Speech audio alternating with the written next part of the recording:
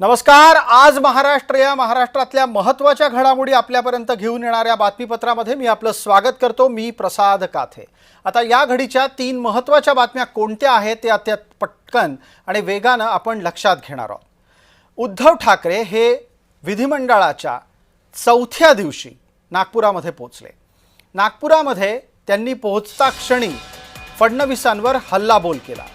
फडणवीस हे पांघरुण मंत्री करण्याच्या क्षमतेचे आहेत असं उद्धव ठाकरे म्हणाले। याच्या जोडीला अमित शहांवरही उद्धव ठाकरेंनी टीका केली। याच्या जोडीची पुढची बातमी आहे ती शेतकऱ्यांच्या संदर्भात। शेतकऱ्यांसाठी तुम्ही काय केलंत असा प्रश्न विरोधकांनी विधिमंडळामध्ये झालेल्या चर्चेमध्ये विचारला। विधानसभेत विरोधकांनी सरकारला धारेवर धरलं, मात्र त्यांचा हल्ला महायुतीनं परतवून लावला।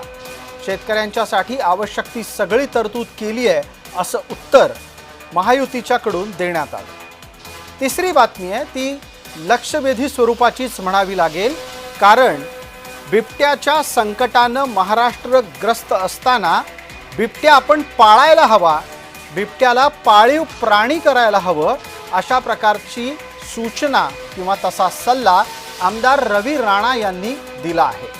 रवी राणांनी आपली मागणी पुढे रेटत बिबट्याला कसं पाळता येऊ शकतं तेही शोधून काढायचा सल्ला वन विभागाला दिलाय। बिबट्याचे हल्ले हे महाराष्ट्रासमोर सध्याचं एक मोठं संकट आहे।